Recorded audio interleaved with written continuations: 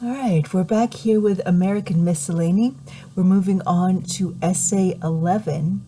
Kind of excited about this one. This is American Miscellany, supposed to be a historical and scientific book.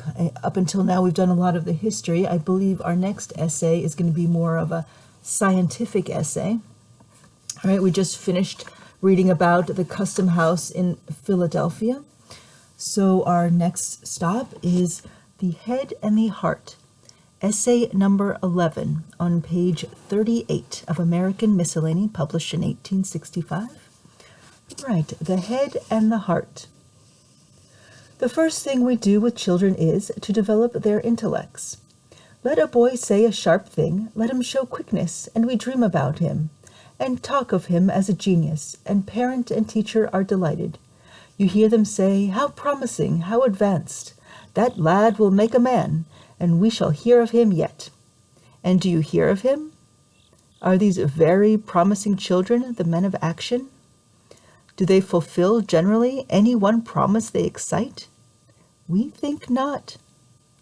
And simply because we begin wrong with them, and so beginning they end poorly. For the child's sensation and emotion are everything, not reason, not reflection. Task the intellect, and you cripple him for life. Cultivate it chiefly or alone, and you break him down ere he reaches manhood. But quicken his senses, touch his heart, as you tell him of great men, of good deeds, of human endeavors, of starry skies, and the storms that sweep over them, green fields, and the humblest flower that takes root in them. You will do more for him, more to give him character, in an hour's talk, or a day's ramble in the woods and fields, than in years of forced effort, or strained intellectual cultivation. For the first 10 years of life, the child wants physical developments and heart culture. No metaphysics are needed to explain goodness. The very infant knows that at sight. No exertion of intellect is required to explain kindness.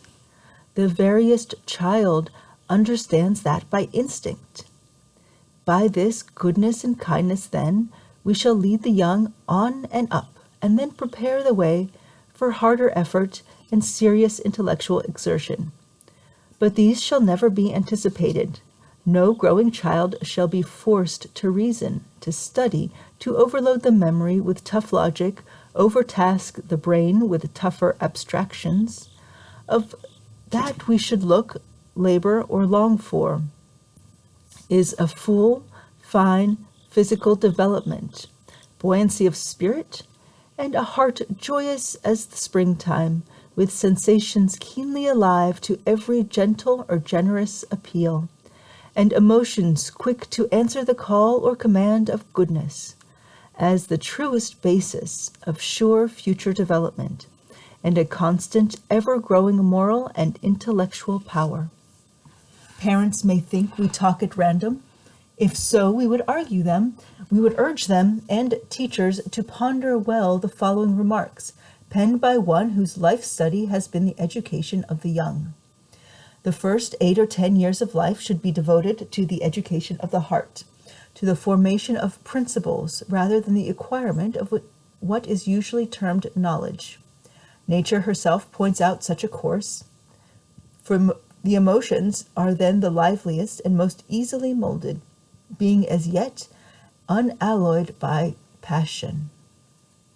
It is from the source that the mass of men are hereafter to draw their sum of happiness or misery.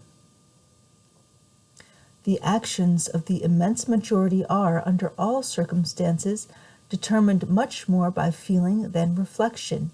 In truth, life presents an infinity of occasions where it is essential to happiness that we should feel rightly, very few where it is at all necessary that we should think profoundly. Up to the 7th year of life, very great changes are going on in the structure of the brain, and demand, therefore, the utmost attention not to interrupt them by improper or over-excitement. Just that degree of exercise should be given to the brain at this period as is necessary to its health, and the best is oral instruction, exemplified by objects which strike the senses.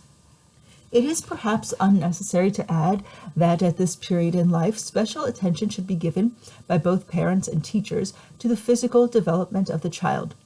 Pure air and free exercise are indispensable, and whenever either of them is withheld, the consequences will be certain to extend themselves over the whole life. The seeds of protracted and hopeless suffering have, in innumerable circumstances, been sown in the constitution of the child simply through ignorance of this great fundamental physical law. And the time has come when the united voices of these innocent victims should ascend, trumpet-tongued, to the ears of every parent and every teacher in the land. Give us free air and wholesome exercise. Leave to develop our expanding energies in accordance with the law of our being, and full scope for the elastic and boundless impulses of our young blood. Amen, say we. This is the true doctrine, not because it is the man's or ours, but because all nature tells us it is true. First attend to the physical. That must be sound. Then look to the heart. Touch that by all means. Go out into the fields, over beds of flowers, tell useful stories, and do whatever may impress the senses rightly, or move the heart truly in the child. And if he live, in 9 cases out of 10, he will be a man, and a true one to boot. Excellent.